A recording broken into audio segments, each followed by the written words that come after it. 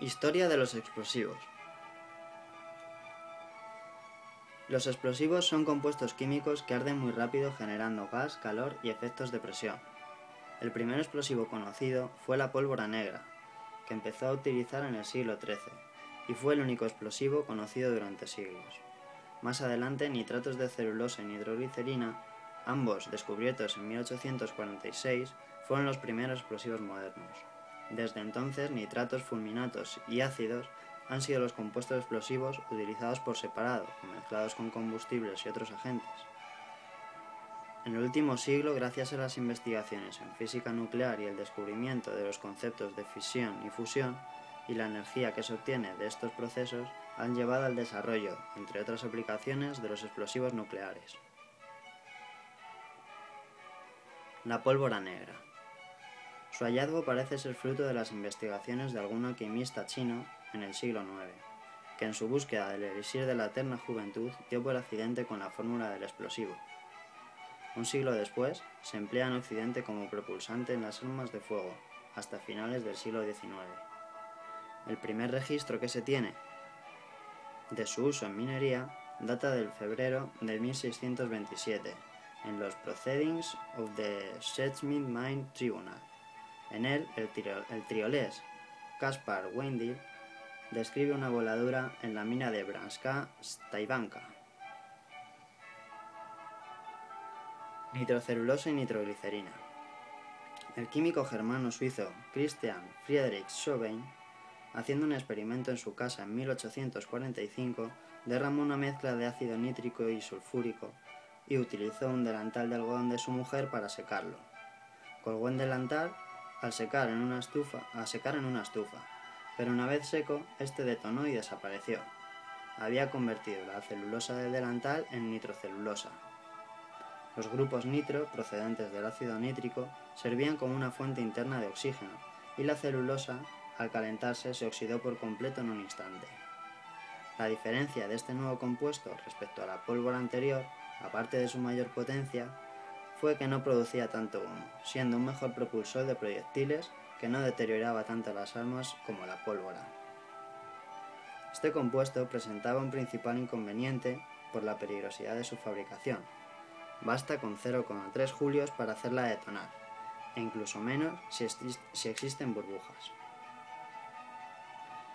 En 1891, Dewar y el químico inglés Frederick August Abel consiguieron preparar una mezcla segura a base de algodón y pólvora, el fulmicotón.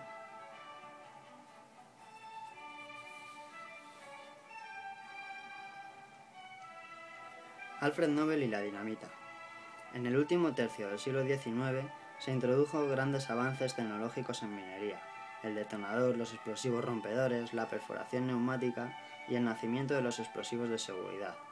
A la vez, supuso el principio del fin de la utilización de la pólvora negra a gran escala.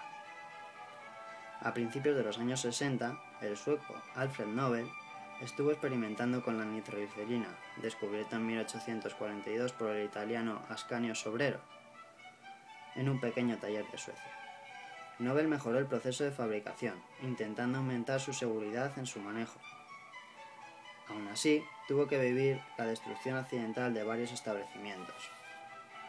Defectos dramáticos para su familia fue la explosión del pequeño laboratorio de Hellenborg, en Estocolmo, en 1864, en la que mató a su hermano pequeño Emil.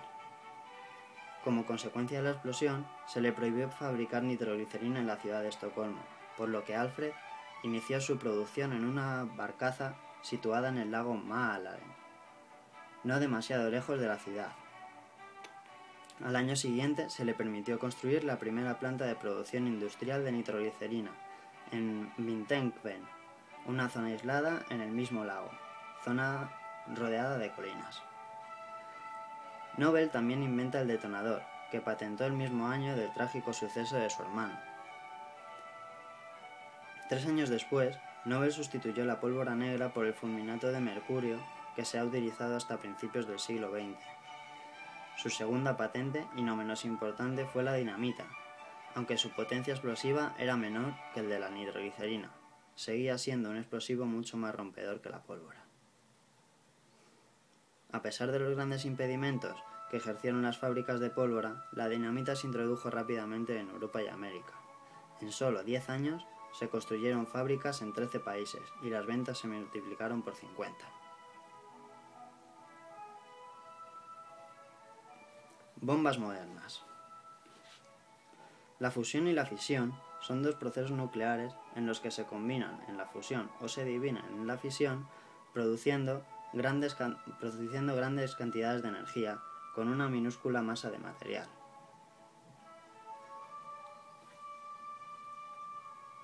La bomba atómica. La bomba atómica fue desarrollada por los Estados Unidos durante la Segunda Guerra Mundial, gracias al proyecto Manhattan, y es el único país que ha hecho uso de ella en combate, en 1945 contra las ciudades japonesas de Hiroshima y Nagasaki.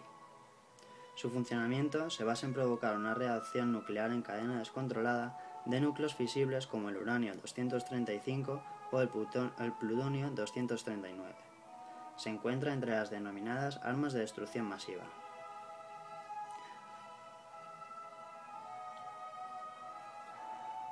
La bomba de hidrógeno o termonuclear. Esta bomba posee un artefacto primario de fisión, con la cual se inicia una reacción de fusión con elementos como deuterio, tritio o litio, que generan neutrones de alta velocidad usados para fisionar grandes cantidades de material fisible. La primera bomba de este tipo fue detonada en Einthoven, en las islas de Marshall, el 1 de noviembre de 1952, durante la prueba de Ivy Mine, con marcados efectos en el ecosistema de la región. La temperatura alcanzada en la zona cero, en el lugar de la explosión, fue más de 15 millones de grados, tan caliente como el núcleo del Sol, por unas fracciones de segundo, claro.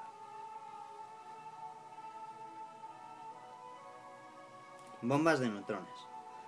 La bomba N es una bomba que produce una radioactividad hasta 7 veces mayor que la bomba H, fundamentalmente de rayos X y gamma, de alta penetración. En segundo lugar, buena parte de esta radiactividad es de mucha menor duración, menos de 48 horas, de la que se puede esperar de una bomba de fisión. Las consecuencias prácticas son que al detonar una bomba N se produce poca destrucción de estructuras y edificios, pero mucha afectación y muerte en los seres vivos, incluso aunque estos se encuentren dentro de vehículos o instalaciones blindadas o acorazadas.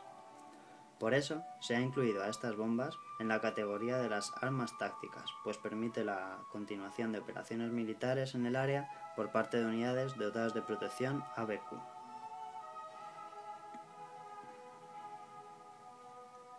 Por último, la bomba de plutonio.